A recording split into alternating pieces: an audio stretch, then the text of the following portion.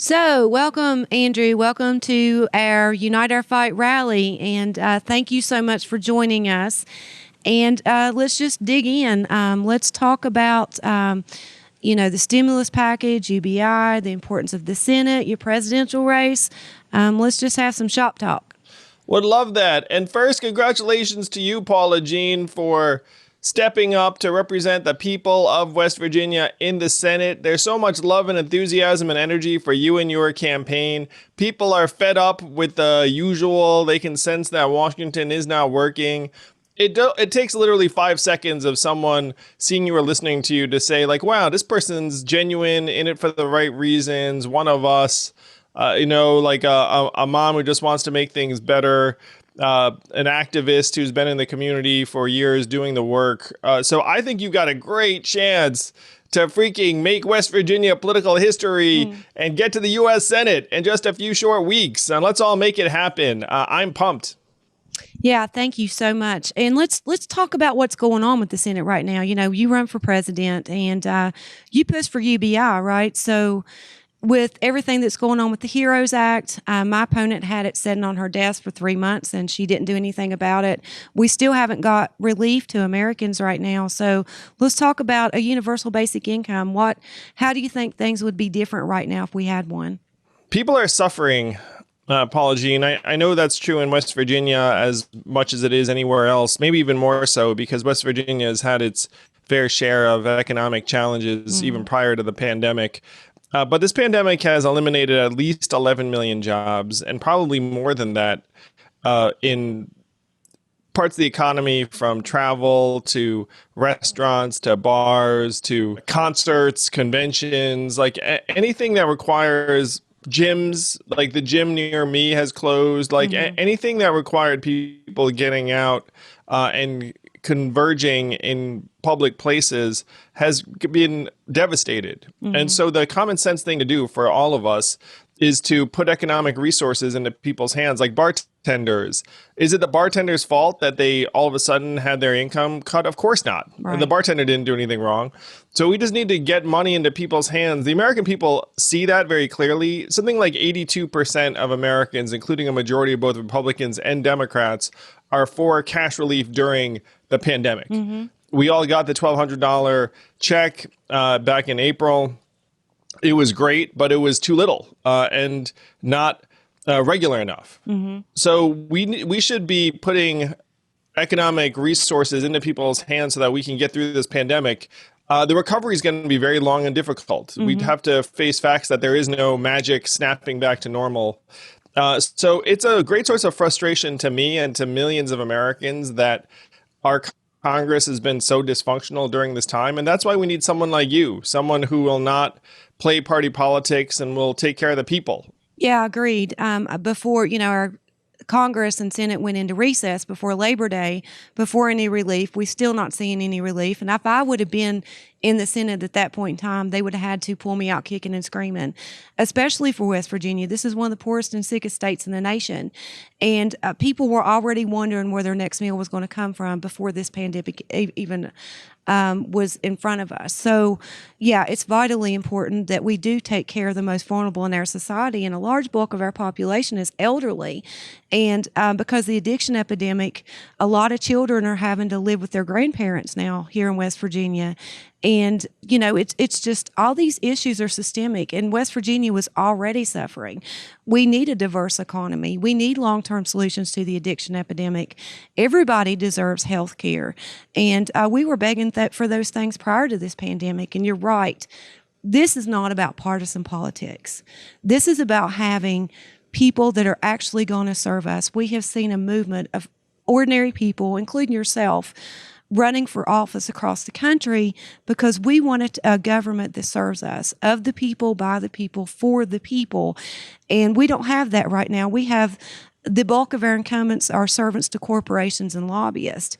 So, I'm appealing to every West Virginian during this event. Get out and vote, tell your neighbors, do everything that you can, because we are in the fight for our lives and we do have choices now, and we can create a government that actually serves us. Yeah, to the people of West Virginia, if you did get a stimulus check, imagine that sort of thing happening regularly instead of just once. Right. I mean, that's the kind of thing that we would need to do to give our people a real chance to get through this time together, and also rebuild our communities, our Main Street businesses, the hair salons, the restaurants, and everything else. So if you enjoyed that stimulus check, why was it only a one-time thing? Why are we bailing out giant corporations and banks and airlines that are turning around and firing their people anyway, instead of just putting the money into your hands? And that's the kind of thing that Paula Jean knows is the right move.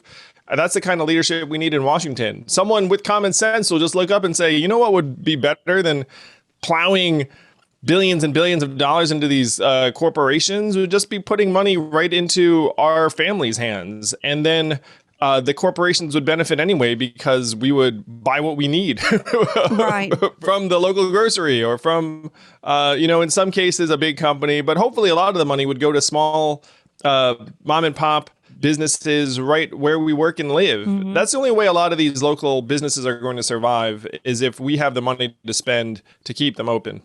Yeah, not only does it make moral sense, it makes economic sense. Happier and healthier people are more productive people. And, the reason we're so poor is because these people make poor choices, and they don't care if we live or die. My opponent, she's been in Congress for 20 years. She was the first woman to be elected in the United States Senate to represent the state of West Virginia. She's a mother and grandmother like me. How does she sleep at night when her whole state is living in the impoverished conditions like we are? And like I said, we're in the fight for our lives. We would not be here. I would not be the Democratic nominee for United States Senate if people didn't have to get arrested in her office to be heard. She doesn't care about ordinary West Virginians because she's never had to struggle payday to payday. She's never wondered where her next meal is going to come from. She's there because of political dynasty, and she just doesn't care about ordinary West Virginians. How can she turn a blind eye to the children dying and starving in this state? And West Virginians need to be asking her. We're in the middle of an election. They were protesting outside her office just the other day because she's not doing her job. I mean, she's not even trying to get elected. People are still protesting in front of her office just for a stimulus package right now. It's one reason why your race is so important, Paula Jean, is that, so here's the reality. If you're your opponent, you've been in Washington for years, decades, and you don't think that the people have a real choice where your seat is concerned, because you're like, oh, what are we talking about? It's West Virginia. I start out with like a massive advantage, so I can ignore a lot of considerations. And the people, what are they going to do? Elect a Democrat here in West Virginia? Like, that's her calculation. And the reason why you are poised to make history is that people listen to you and think, you know what? Maybe I haven't voted Democratic in the past, but I like Paula Jean. Like, she seems like a reasonable, caring person who just wants to make things better. Like, that's what your opponent doesn't see.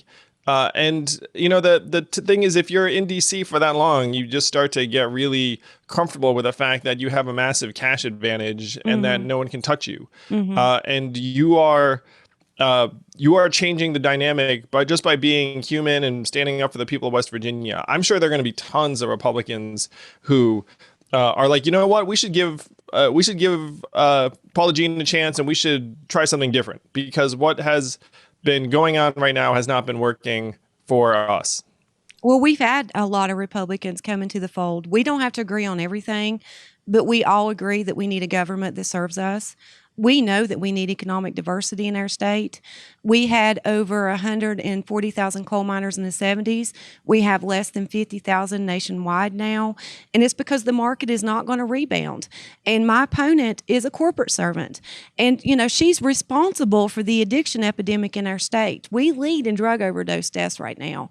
And, one of her top donors is the pharmaceutical industry. How can we trust somebody to end a crisis that they help create?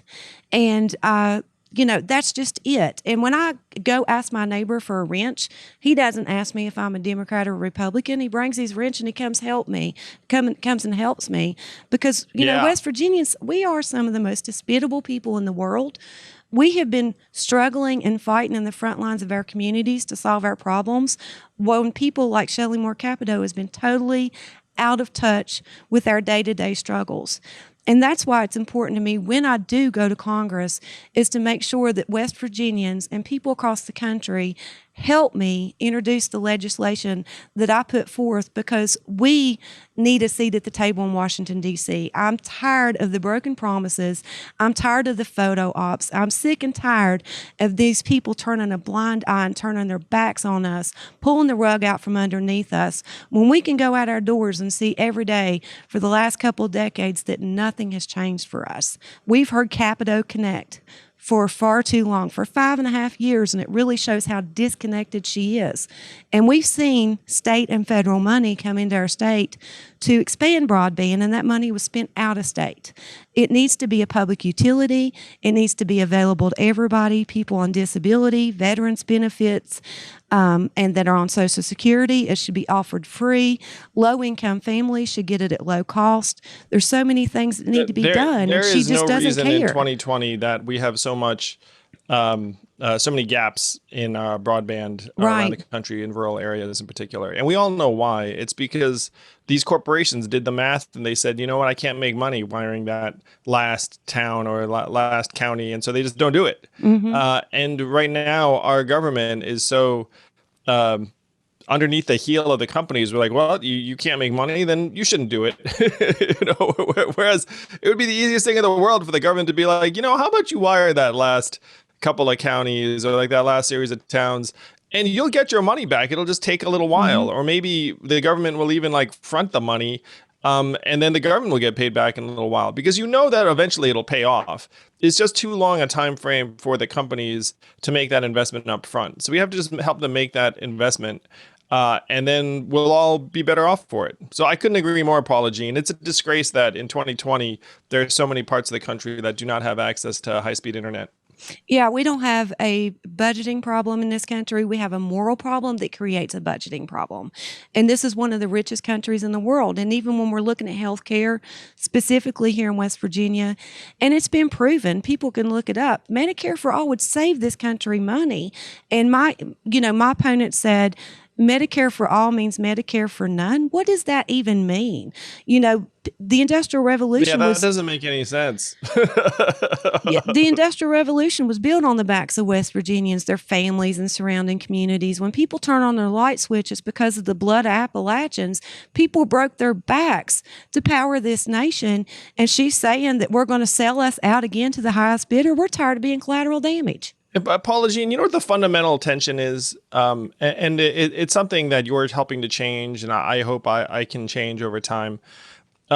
It's that so many people have been struggling for so long that when you come to them and you say, hey, you deserve better, we deserve better, we can do better for ourselves.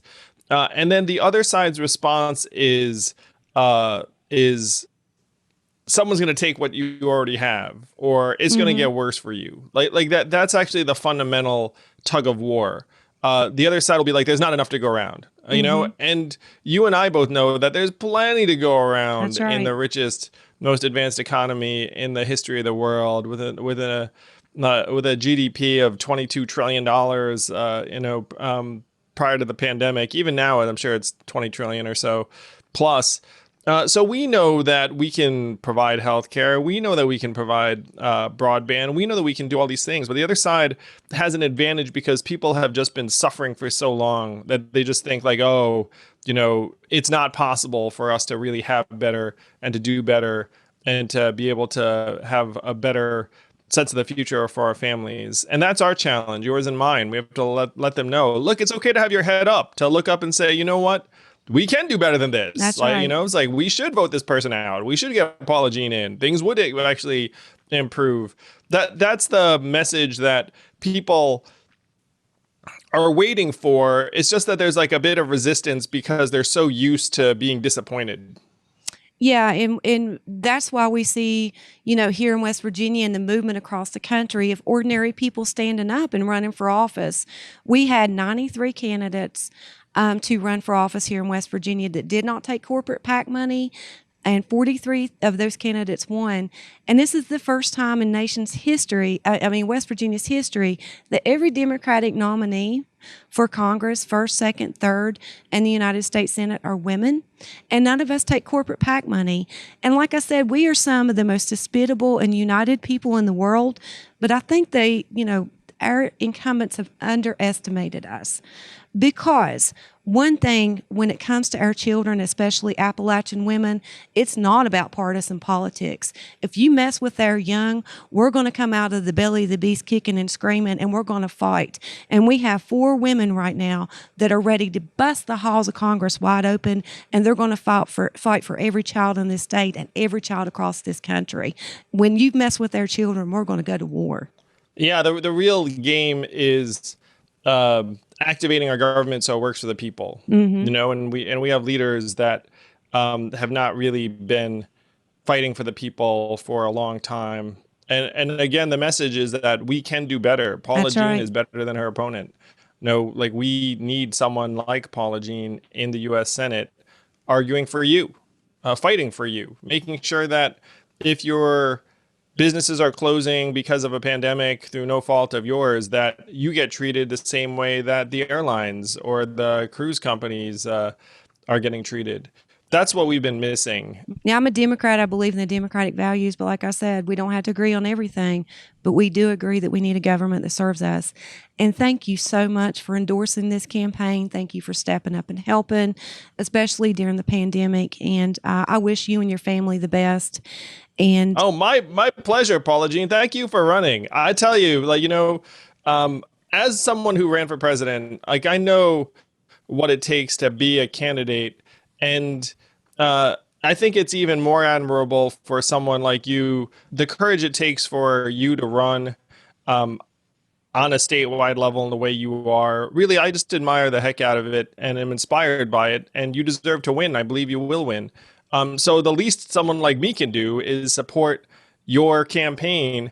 And if you're watching this, please do donate to Paula Jean's campaign so that she has a chance to get the message out over these last number of weeks. Tell anyone you know in West Virginia. I mean, you're probably in West Virginia, so but tell everyone you know in your town, your school district to get out and vote for Paula Jean, to give you and your families a true fighter in Washington that actually is in it for the right reasons. Thank you so much, and thank you for taking time out of your day.